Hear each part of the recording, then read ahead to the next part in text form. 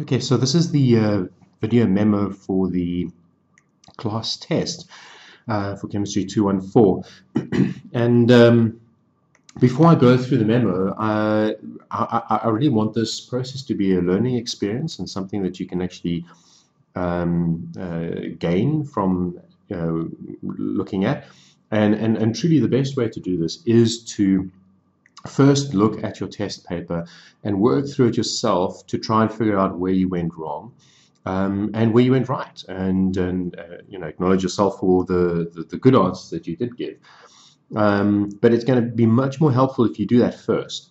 Once you've done that, come and look at this video and learn about the other areas where you could have done better.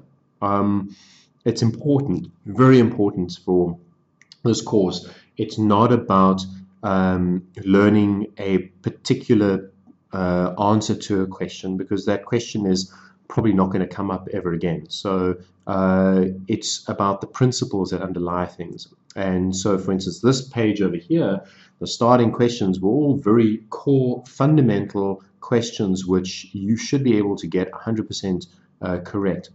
Starting off with formal charges on compounds, this is absolutely critical in terms of understanding reactivity, reactions, and what can happen. If you do not understand that you cannot assign formal charges, I can guarantee you are going to struggle with the rest of organic chemistry.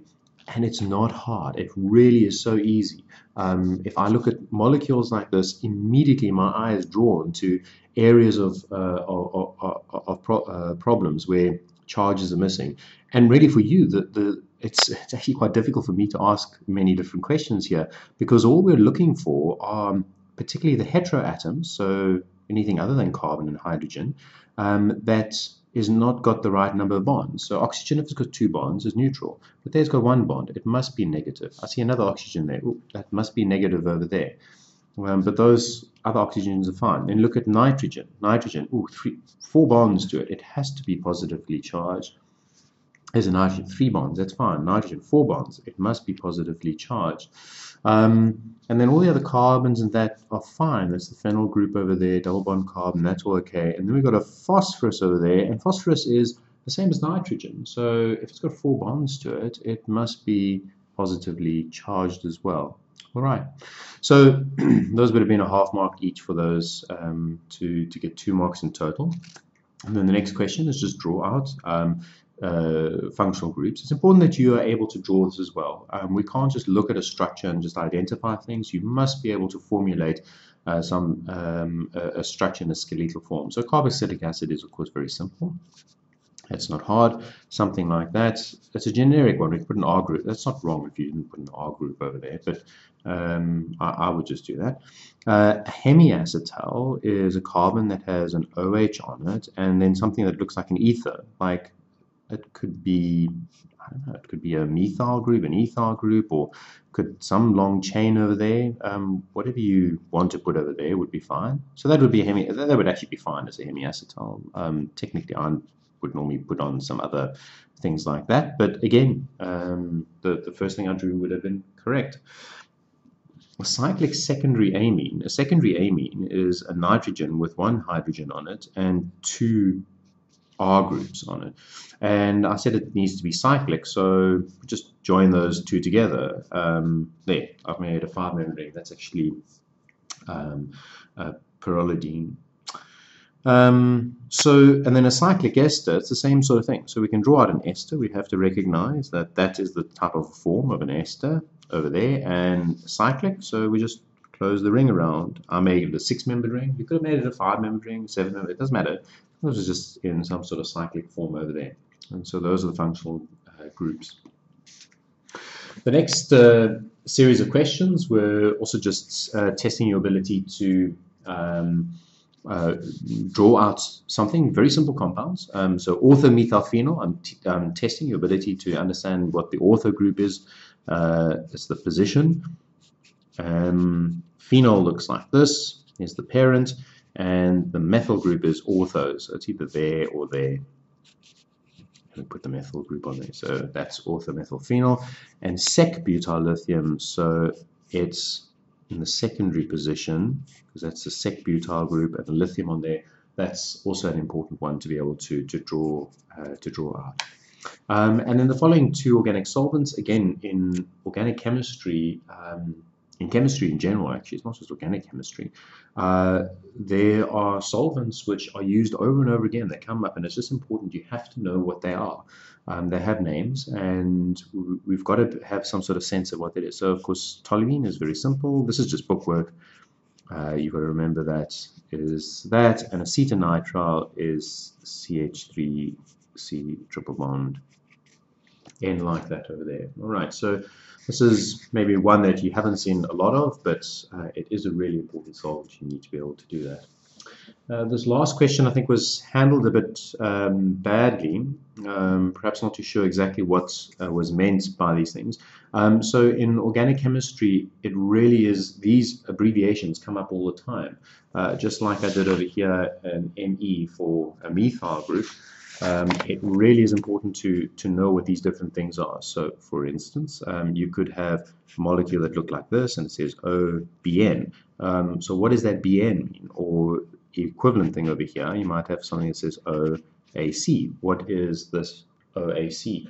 You have to be able to draw this out. So BN stands for benzyl, and it's effectively this over here would look like this with a benzene ring over there. It's a CH2 benzene ring, and then this is the rest of it over there. So the BN, how I would normally draw this out, if I'd just given you something like this, I would have expected you to have drawn something that looks like this.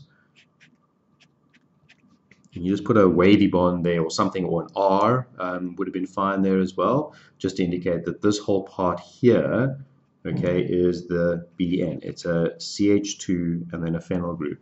And OAC, this thing, if we had to draw it out, would look like this. It's a carbonyl with a methyl group on it over there. I would have drawn it out as looking at something like this. There's a CH3, so there's the wavy bond because that's the part. It's a carbonyl, C-double-bond-O, with a methyl group on it over there. I might have also just drawn it something like this, would have been fine. So any kind of abbreviation, that's how you should answer that. Okay. Right, the next question was just asking some fundamental reactions, products, reagents, and a lot of it is effectively bookwork. There's no mechanisms here. So here we recognize we have a Grignard reagent. We, of course, should now recognize that this is a solvent, diethyl ether, the temperature, these are not important. At the end of Grignard reactions, we always add an acid just to protonate the O- that's formed. So we look at our starting material, we recognize we've got an amine and an ester over there. And the ester, if it's going to react with a Grignard reagent, is going to react with the Grignard reagent twice. The reason being is when the phenyl group adds once, you go and you kick out OMe, so you get a ketone, and a ketone is more reactive than an ester, so it will react again. So the product of this, which interestingly enough is an important one for making a specific reagent that gets used, will look like this. There's two phenyl groups has added to that position over there. All right, so that was work that Dr. Kashula covered. This very easy bookwork. You must know there are actually many methods for converting a carboxylic acid to an acid chloride. You just need to remember one of them, and that's using thionyl SOCl2. Okay, that's the only time that gets, well, the only example that you have in your course for using thionyl chloride. Okay, so the next step I think was answered a lot better, recognizing that this is obviously an electrophile, and we recognize that the part is over there in the molecule, so therefore this must have been the bond that was formed, so the molecule must, and then we used N-butyl lithium, so that's kind of the equivalent of Grignard type reaction. This last bit is just the protonation at the end, so the starting material must have looked something like this. And at this point over here, which is meta to the isopropyl group, there must have been some kind of functional group that the lithium could exchange with, so that it could change this into a nucleophile to react with that. And so a good option always for halogen is to just use a bromine. Chlorine would have been fine, iodine okay as well, but bromine is just a good choice. This one over here, lithium aluminium hydride. It's a very powerful reducing agent. This is again bookwork. You have to know that lithium aluminium hydride can reduce both ketones and carboxylic acids, and it will reduce both of them. Remember, whenever we look at a reaction, it applies to the first question as well. This does not represent one equivalent of phenylmagnesium bromide. You must assume that all reagents are used in excess. Okay, so we assume that unless you're told otherwise, always assume that reagents are in excess. So this is in excess. It'll do whatever it is capable of doing, and the product will be the alcohol for where the ketone was, and then this primary alcohol over here for the reduction of the carboxylic acid. We haven't lost any carbons. 6 carbons there, 7 over there, 6 there, and a 7th one over there, so everything matches up. And then lastly, this again should have been a rather standard easy question, recognizing that we've changed the ketone into an acetal. It's a cyclic acetal, so we've added on 2 OHs, so we have an OH on the one side and OH on the other side, and they are connected by 3 carbons over there. So that's a propane diol, but in order for this reaction to occur, we really do need to have an acid catalyst, and that was the work that Dr. Kashula covered as well. You should know this mechanism. In fact, it was asked a little bit later in the same paper. Okay.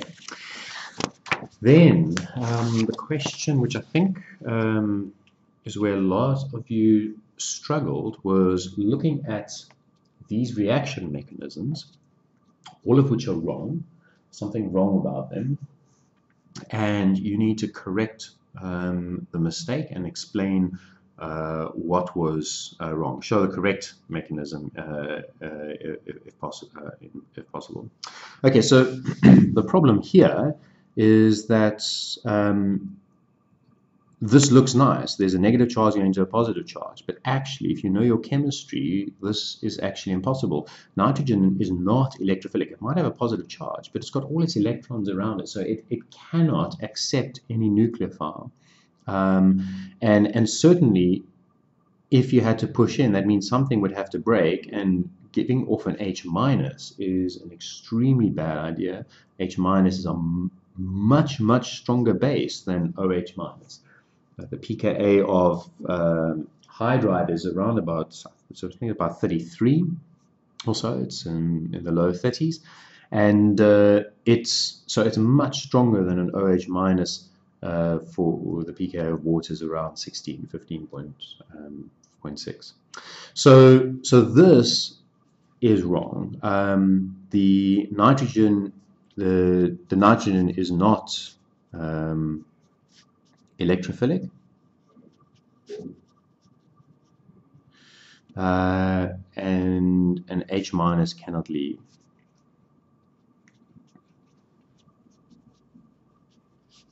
Why? It's too strong a base, which is why this idea of acids and bases, you can see in the other questions coming up, the idea of acids and bases is such an important principle for you to have mastered, and why I say it really is a core bit of information that you need to know in organic chemistry. So what would actually happen if we took this and we reacted it with hydroxide? Actually, the H is effectively the electrophile. Rather, we can actually, the other word that we use is it's an acid. So we've got a plus on the nitrogen, make sure we have our charges, and the O minus is going to pick up that H and we'll break this bond, going back to form a neutral amine. You didn't have to draw out the final product like this. Just that movement of electrons would have been fine over there, but I'm just doing it for completion. All right, so that would have been 4 marks. Relatively generously marks for what little you actually needed to do here. This next question over here is again, actually the issue is acid-base chemistry. It's fine looking at ammonia, which is nitrogen, which is a lone pair of electrons. It's a nucleophile. We see a carbonyl group over there. And this acting as a nucleophile in the carbonyl group looks to be a really, normal sort of mechanism. But the problem here is acid-base chemistry. This is a carboxylic acid. And so actually the nucleophile is a base and it's going to pick up the proton because the acidity of this is far more attractive to the base than is the carbonyl of the carboxylic acid. And this is a feature of carboxylic acids which happens over and over again, and is an important one to remember. And again, it's all acid-base chemistry. So the problem is that your carboxylic acid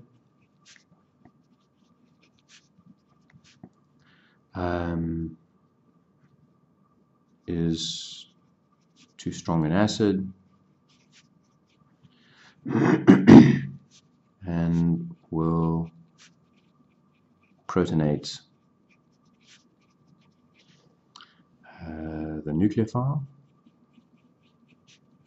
Okay, now please don't get confused when I write this down over here. I'm not saying it is a strong acid. Carboxylic acid is not strong, not compared to hydrogen chloride or to sulfuric acid, nitric acid, any of those acids. It's just too strong relative to the nucleophile that's being added over there, which is a very good base. And so what really happens over here is that we can actually just draw this out, put the H like that. The ammonia is going to pick up this H over there. And I think this is also a question that Dr. Kashula had posited and put into her lectures and her notes as well. So yeah, that's what is that reaction over there. The next one is a subtle issue, but an important one, and harks back to the exact issue which I was, or one of the issues I was really focused on when I was talking about Grignard reagents and Grignard reactions, and that is that the nucleophilic part of the Grignard reagent is the sigma bond. It's a high energy sigma bond. It's not a plus and a minus. It's not a negative charge on the carbon. So there are 4 carbons here, 1, 2, 3, 4, and this says there's a C minus there and an Mg plus over here, and the bromine is with the magnesium. Now this is, you'll see in some old textbooks, they used to write it this way, but it isn't correct, all right? And so the arrows actually look fantastic. You've got a minus going to the carbon, which is electrophilic. This bond breaks. It actually looks completely correct. But the problem is that the Grignard reagents have high energy sigma bonds, and that's which are nucleophilic. Okay.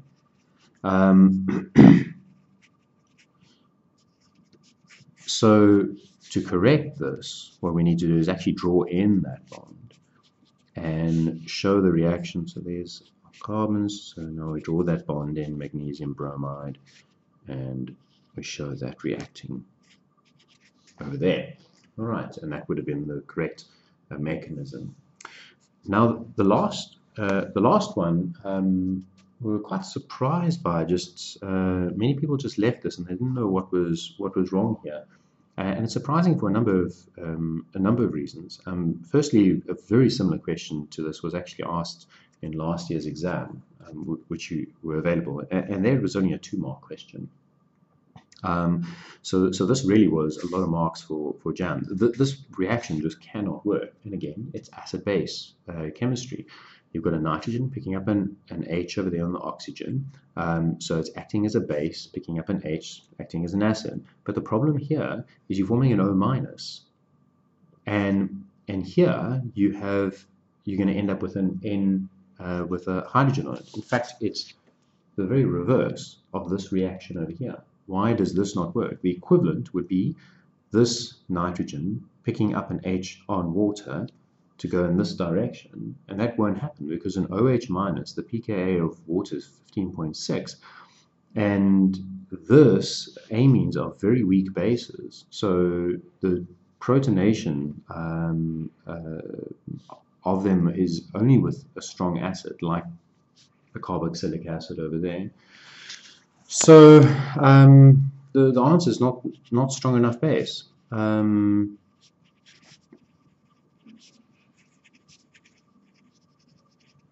And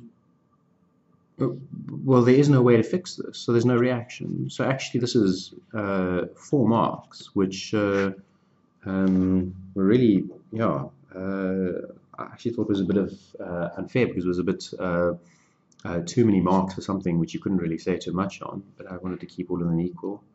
So just, you've got to know your acid and base chemistry. This really boils down to the same thing. In fact, all except for the Grignard reaction, which was something that was testing the actual arrows and things, the 3 other questions were all at the heart of them acid-base questions.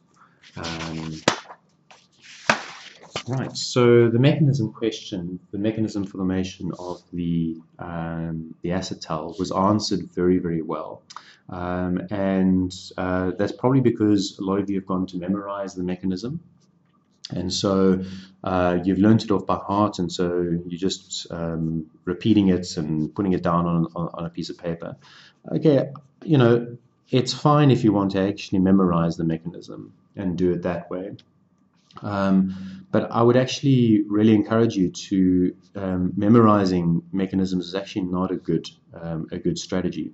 What you actually want to do is you want to actually make sure that you understand what is happening in each of the steps, so that you can repeat it not from memory, but rather from actually an understanding point of view, which says that you can look at things, you can immediately see where charges need to be, you can immediately see what needs to happen to get to a product. But it's not just about I have to do this step, this step, this step, because you're going to forget that. But if you can actually understand the principles of what's going on here, so now I'm doing a step here. PT stands for proton transfer.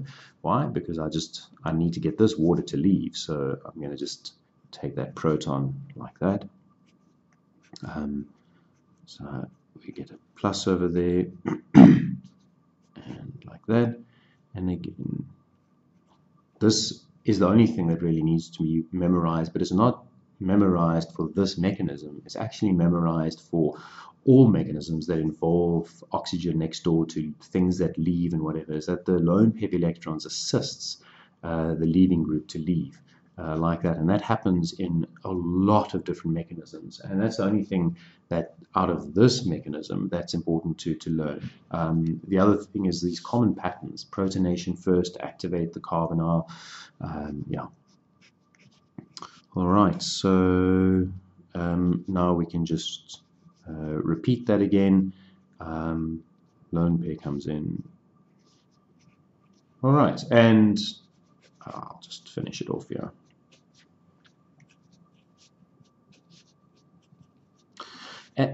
When you're doing your mechanisms, do make sure that when you do the steps, don't drop things that you didn't show moving in the first place. For instance, this H over here is here, so make sure it's there in the product or in intermediate that you're drawing after that mechanism. Don't lose things along the way. You must show the movement of each. When you're forming and breaking bonds, make sure your mechanisms show that. And this can be picked up by something in the water was given off, can pick up that H, and then we get our product over there. Also, this is also an equilibrium. So the next question actually went on about that equilibrium, talks about what's the role of the acid in the reaction. Well, it's a catalyst. Is the simple answer. It allows the nucleophile to add to the carbonyl a lot easier by activating the carbonyl. So it's a catalyst. You can talk a bit about that I've just said now. How does it affect the equilibrium? It doesn't.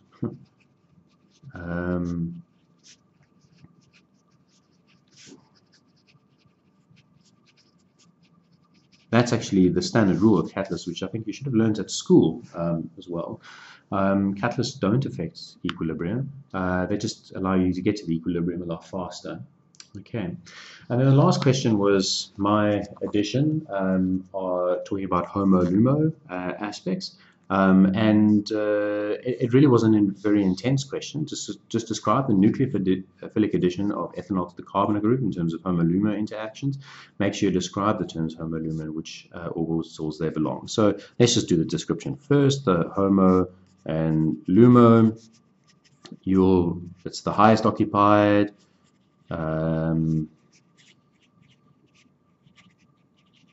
Molecular orbital, you'll write this out, of course, and the lowest unoccupied. So that, I mean, that's like 2 marks already, just for writing this out, which I think all of you should know very well. How do we describe this in terms of the thing? Is that the lone pair on oxygen, it's the HOMO, adds to pi star orbital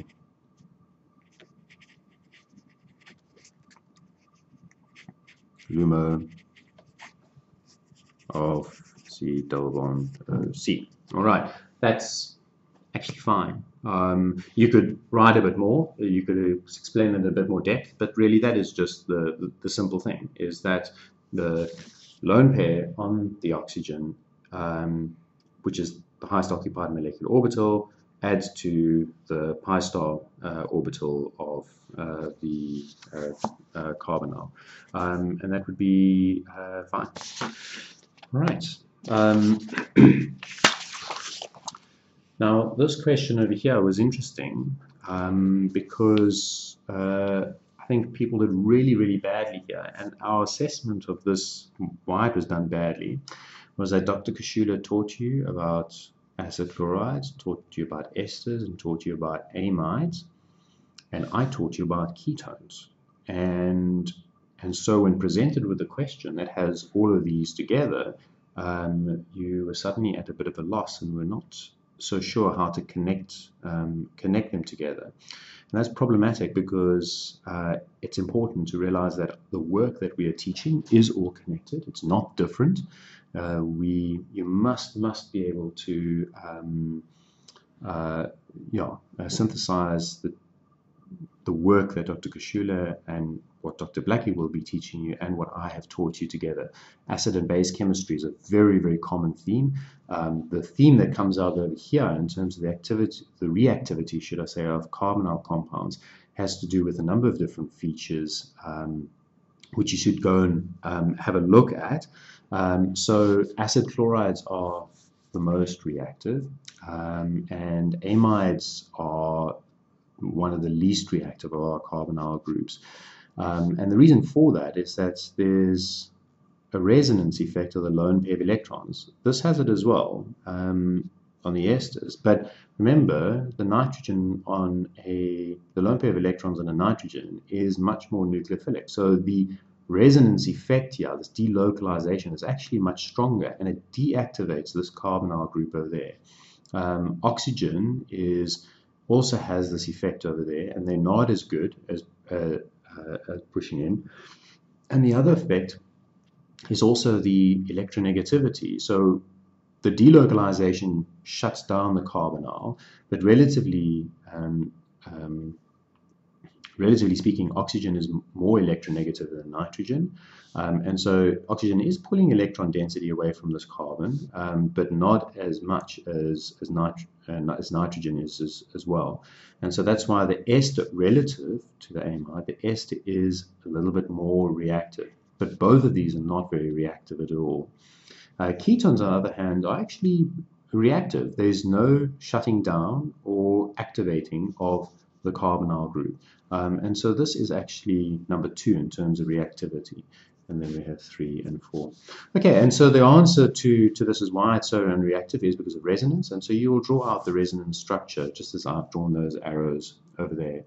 What I'm going to say to you here is I'm going to ask you the question that you should actually be able to answer, because there are other carbonyl containing compounds which are not here. For instance, there's an aldehyde, and there's also a carboxylic acid.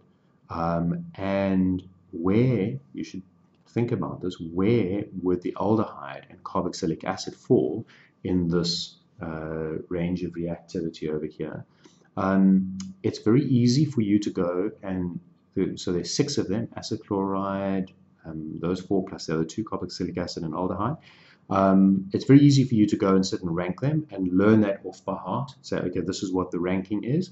That's not going to be very helpful. You do need to understand why each one is more reactive or less reactive than the other one. If you understand that, you won't have a problem with ranking it. It's the same with acids and bases, carbon, nitrogen, oxygen.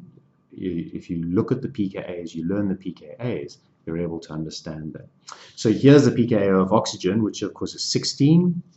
We would have accepted 15 as well. 16 is actually a better number to use. It's more accurate. But sometimes 15 is used as an approximation, but we should use 16. So we've got these two things. Would you expect the pKa of trifluoroethanol, this one, to be higher or lower? So this is now connecting work that I've taught. And so would we expect it to be higher or lower? Well, the question then becomes, and you need to explain your reasoning. So if you look at this versus this, all right, we remove the H's, this one is stabilized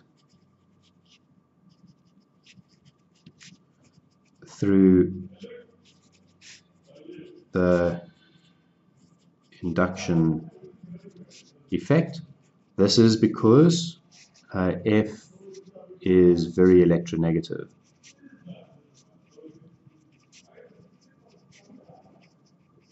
All right, so this one is more stabilized. So because it's more stabilized, it means that it actually needs to be more acidic. So because this is more acidic, actually we'd expect the pKa to be lower. All right, so it's a lower pKa because the conjugate base is more stabilized with induction effect. All right, the fluorines, there's 3 fluorines over there. They're very electronegative. They're pulling electron density through the bonds. All right, this is not resonance. It's not delocalization. It's an inductive effect. And it's pulling this electron density this way. So it makes that negative charge relative to this one over here a lot more stable. And so we expect it to be a lower pKa. Now, using this information, we can actually go to the next question, which says, will this reaction over here work, and explain whether you think it will. And so what we're doing is we're replacing this over here through a transesterification. The alcohol goes in and we kick out. This is in theory an equilibrium, all right? They can go both sides. However, the pKa of this is lower, meaning that this is actually a much better leaving group than the ethanol. So therefore, the forward reaction is actually expected. All right, so the forward reaction is expected because the pKa is, sorry, someone came to visit, because the pKa is much lower. All right, so you can write that in. This question again is about, actually at its heart is acids and bases. This is something again that I think was directly taken out of Dr. Kashula's notes and weekly questions, I think. Why do we need 2 equivalents of ammonia in order to do this this reaction? There were many people, I marked this question fairly leniently.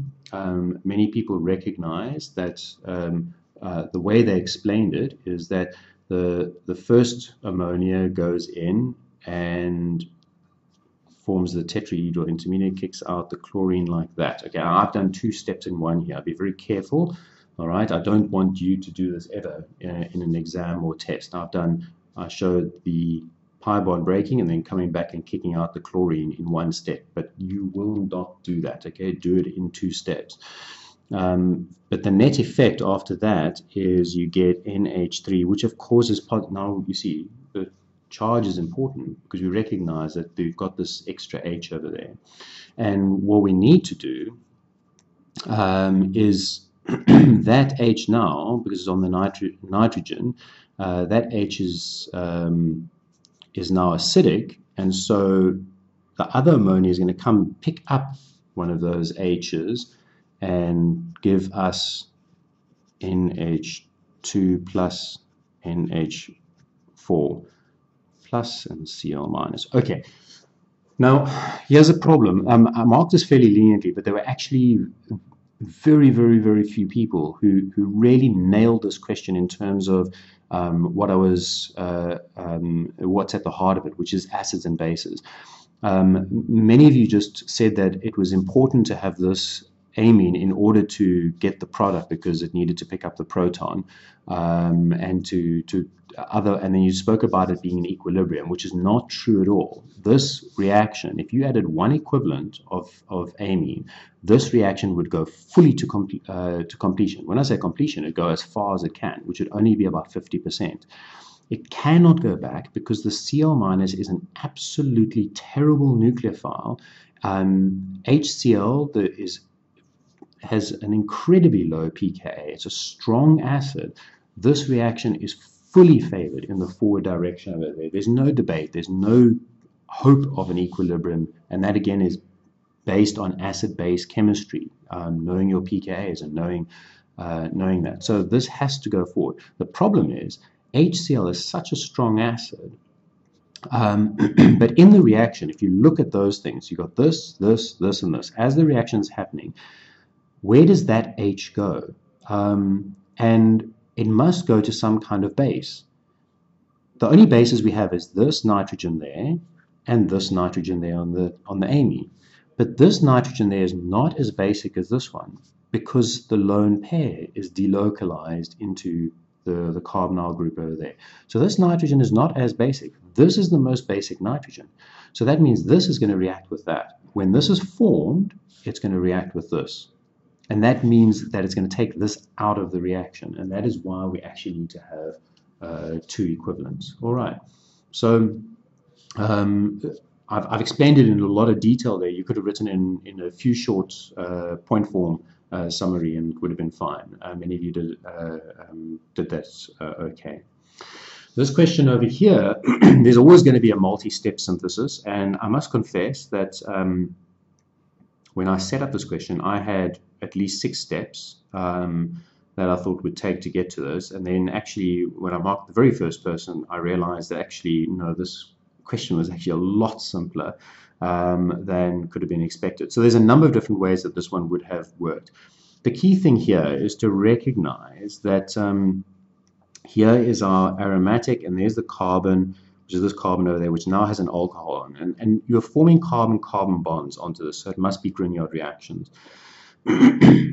The thing here is that what is acceptable, but I didn't see it straight away myself, is that because it generally doesn't work that well, but you have been taught that you can do it, is if you treated this, there's obviously 2 different Grignard reactions that we have to use, but if you treat a carboxylic acid with a Grignard reagent, the first equivalent, because it's a strong base, will remove this proton, but the second equivalent will come in to the carbonyl, and you get what looks like a geminal diol. But of course, when you protonate that, that just makes a ketone. So step 1, with something like methyl magnesium bromide or maybe methyl lithium, of course you need an excess of it because you want to make sure that it's protonates.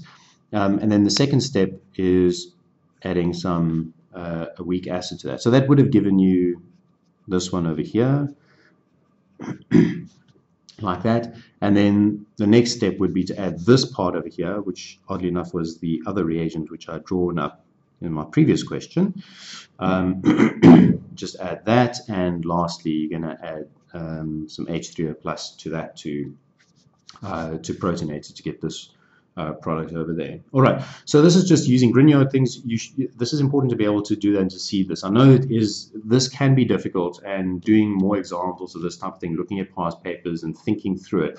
The problem now for you is I've shown you an answer, and for you it's going to be difficult to unsee the answer you're just going to look at this and say, oh, okay, that's how you do it. And you're not going to look at some other options. But there are lots of other options. Remember, I said when I set this question, I wasn't thinking along this.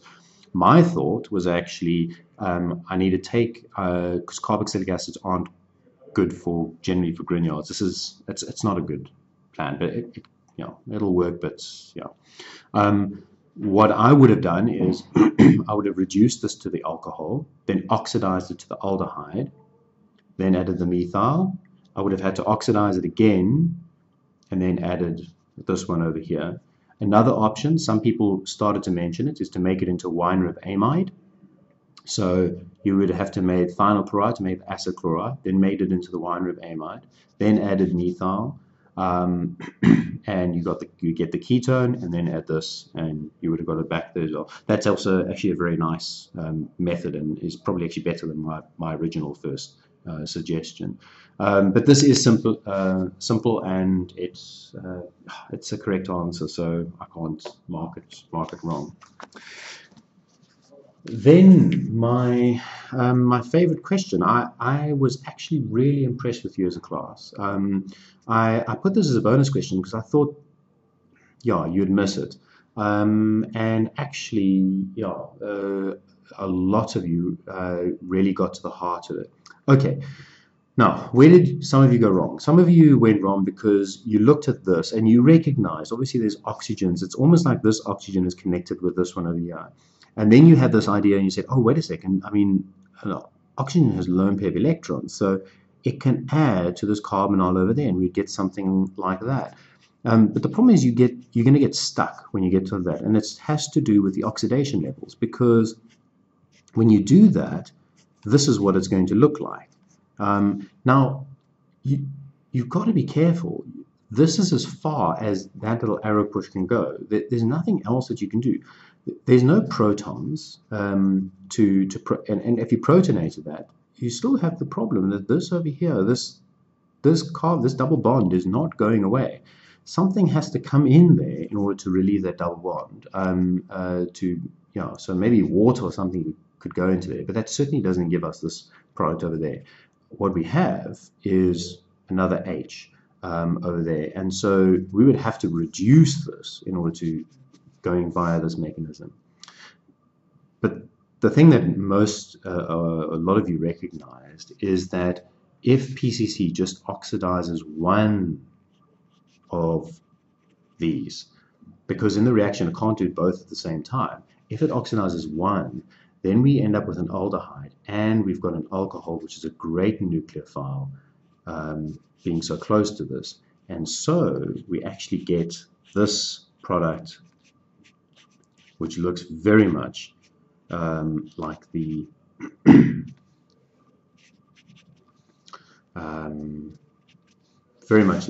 final product there. The only thing where I think there was one person who finally who nailed it and got full marks for this question. The only thing is because what we've made here is the hemiacetal. It's a cyclic hemiacetal. Obviously, the H goes to there. But what really nails this is the fact that this is effectively, once you do the proton transfer over there, the hemiacetal is effectively, it's like another alcohol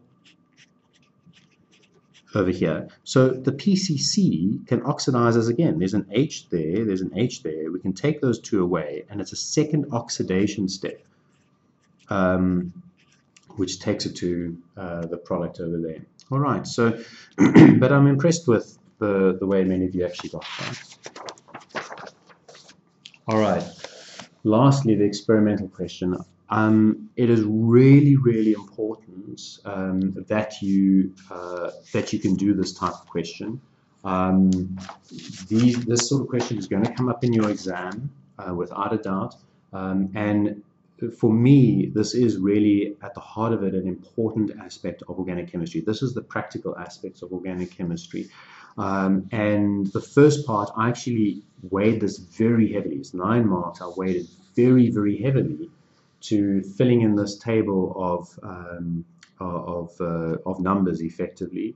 So 5 out of the 9 marks were associated with that. And then really this is core knowledge. Your core test number 4 is going to have this type of things these type of things in it. You have to be able to look at this and work out the molecular formula. Please, just there is a convention in chemistry. When we draw out molecular formulas, we have C and H, and then the heteroatoms afterwards, arranged in alphabetical order: nitrogen, oxygen. Okay, so many of you, I gave you marks, but I won't do it in the future. I need the formula in this sort of format. This is the standard way of doing it. And then obviously calculating the molar mass is really, really easy. And you can do it at 2 decimal places if you want. This, again, it's a very simple thing. Most people got sulfuric acid as H2SO4. It boggled my mind that there were at least 2 people in the class who actually wrote HCl there, and that is really, really problematic. I mean, that's like me asking you what's the formula for water and you writing down W.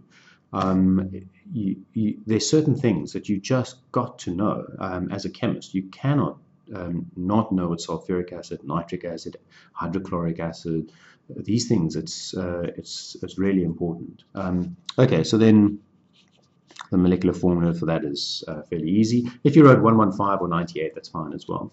The millimoles, what you got to do is take 5 grams divided by this, and you're going to get 43. What you get is 43.4. There's actually a whole lot of things over it, but 2 significant figures. If you got your significant figures wrong over there, you're using 2 to work this one out over here, you would have had -half taken off. All right, please watch your significant figures. Look at your answers. This is where I was fairly strict. The number of equivalents. How much acid are you going to add? Here, you've got to connect your theory. And we've said to you, that when we add the acid is a catalyst. All right? It's a catalyst. And so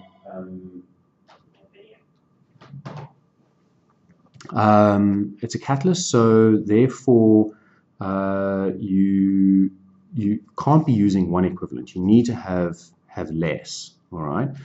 Okay, so if you'd used anything less than about half would have been fine, but basically I don't think anyone really got that, as I say. If you, it can't be 1. It needs to be anything less.